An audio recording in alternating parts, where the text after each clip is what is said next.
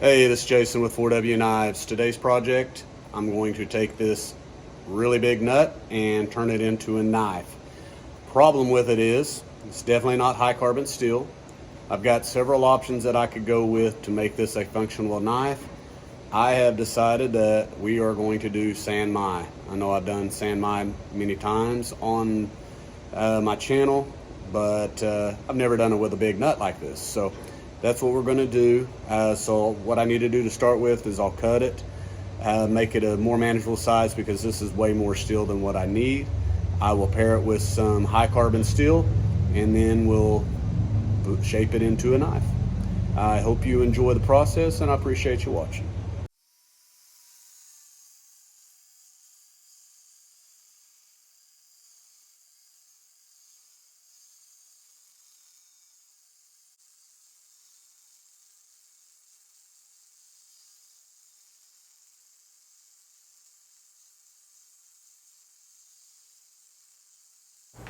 Working with this thing was extremely awkward. The little curve just didn't fit anything, but I kept beating around on it using the horn of the anvil, using the side of the anvil a little bit, and eventually got it flattened enough that I felt comfortable putting it in the press and then the roller mill to get it where I wanted it.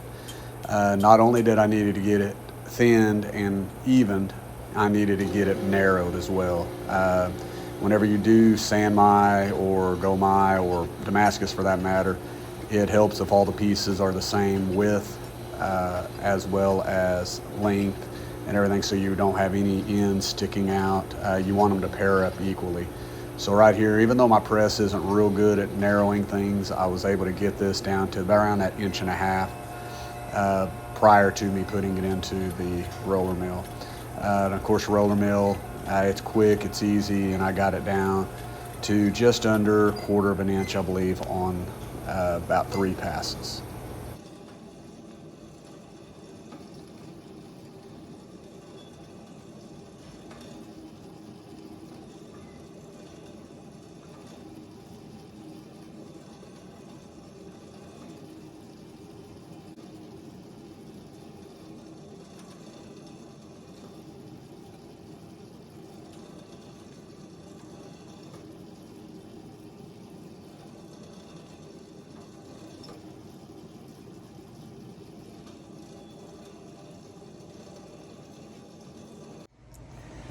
All right, so at this point I have all of the scale ground off of the big nut billet.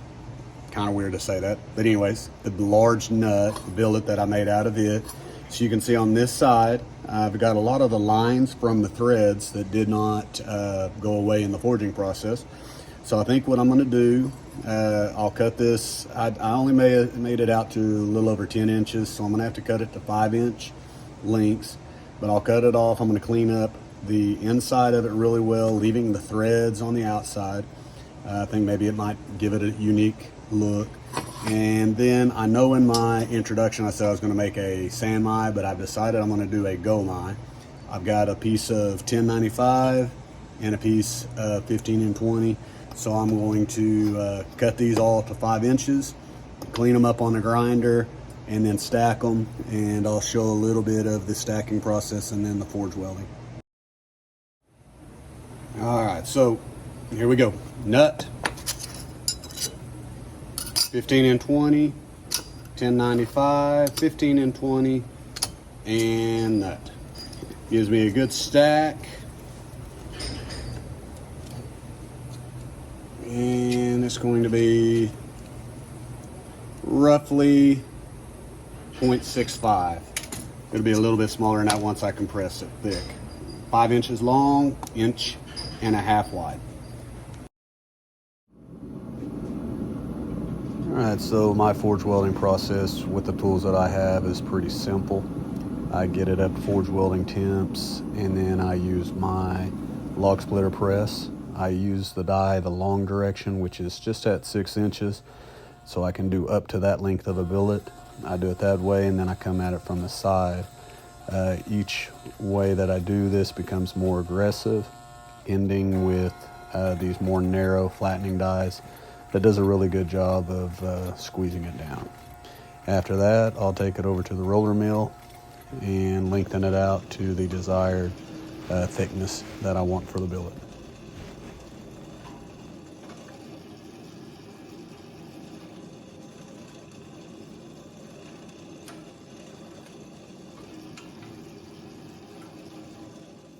Now, when I watch other people's videos, I enjoy watching them swing a hammer and forge things out, so that's what I always strive to do. But as I've stated in some other videos that I've done, when you're doing a Sanmai or Gomai, it's really important to keep the core centered.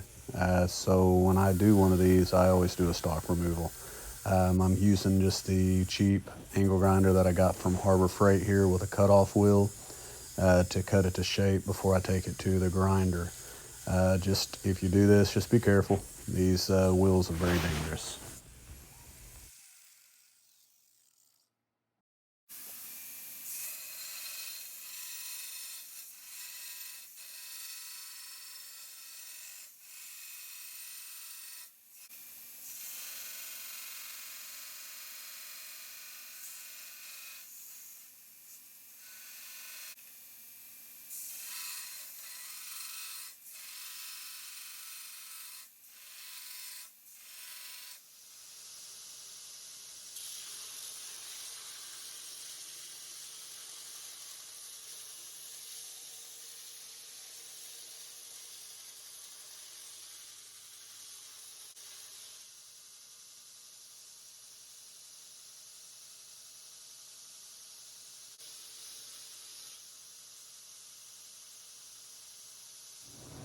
So my last couple of Sanmai, Gomais, I've had the core just a little off. So I thought I did a test etch. I don't know, you can see that, but that core is almost perfectly centered. So I'm gonna go ahead and blacken it in, scratch my scribe line, and go ahead and do my bevels. I am gonna go ahead and do another hollow grind. I did one in my last video, but I just want to keep practicing with the smaller wheels. So that's where I'm at. So my process for hollow grind is similar to that of the flat platen or the flat grind.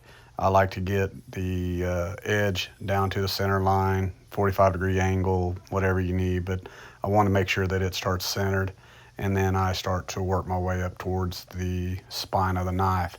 After you've done a few passes, you'll start to feel a little trough, is what I'll call it. The wheel just kind of sits into it, and once you get that, it's just a matter of where you apply pressure. If you want more off the edge, you apply more on the edge. If you want more off towards the spine, you apply more towards the spine. It's always been easier for me to feel with the wheel. Now this little wheel is a little different, but with the big wheel that I've got, it's always been easier to feel. Seems like I've been able to make better hollow grinds since the beginning than what I could flat grinds. Still a long way from being really good, but better than what my flat grinds are.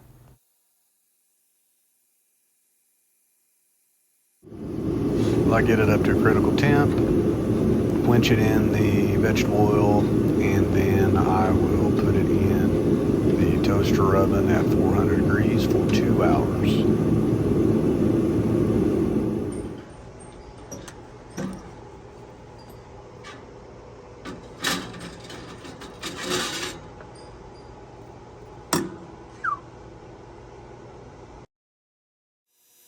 All right, so everything looks great after temper, and I go to do my finish grinding. So I like to start with the flats if I'm not doing a forged finish, which we're not here. So I clean up all my flats using the small wheel, and then I work on fine tuning the bevels. During this process, I make a mistake, and I don't realize the mistake until after the handle glue up and I was getting everything prepped to do my hand sanding and etching. I'll share that mess up with you on the reveal. I go ahead, even though that I mess it up, I finish the knife out and show you what it looks like, but it's going to be something that I'm not going to be able to sell, and I'll explain all that in the reveal process.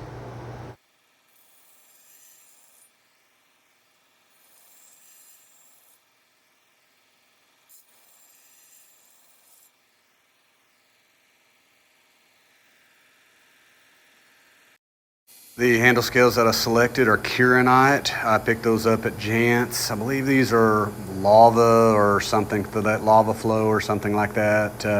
I just needed something that would pop. These are a little bit flashy for my taste, but they hold up well and they clean up well. Once I get them buffed, they're pretty nice. And I wasn't sure what the finish on this knife was going to look like, so I wanted something to kind of give a little bit of pop.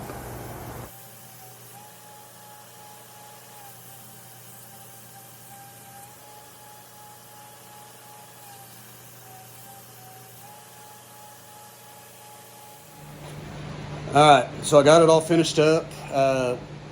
So let's talk about some of the positives. When it's all buffed up, layers show really good. I think that's really sharp. I love the shape. I like the scales. Probably not my taste, as I've said, but I still like them. Very sharp. Inside joke, we'll shave some steel wool.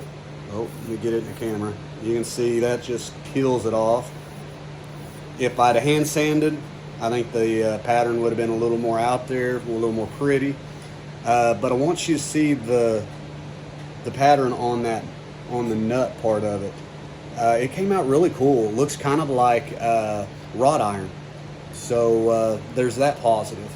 Negative, and the only negative really, is right underneath my maker's mark. On both sides, I noticed a little blemish. It's almost looked like a bubble. And when I pushed on one side, I could see that movement on the other. So that tells me that I ground too thin. That's the problem with a hollow grind, is that the center spot right here is the thinnest spot. And I just went too far. I wanted to get it super thin. I knew you could grind too much, but I've never have until today. So kind of ruins a good knife. I'll use this one. I'll keep it in the truck. It's too cool not to. I have some of the billet left, so I can always make another one if somebody really likes it. But it is what it is. I appreciate you guys watching, and I'll get a few glamour shots here and we'll go on to the next video. Thanks. While we're looking at these, I do want to remind you that once I hit the 500 subscriber mark, I am going to do another giveaway. So if you haven't liked or subscribed, do that and add to the count. I think we're 418, 420, something like that. And like I said, we get to 500, we'll do a giveaway. I enjoy that, and I want to get back to you guys that are loyal commenters and watchers. So anyways, go subscribe.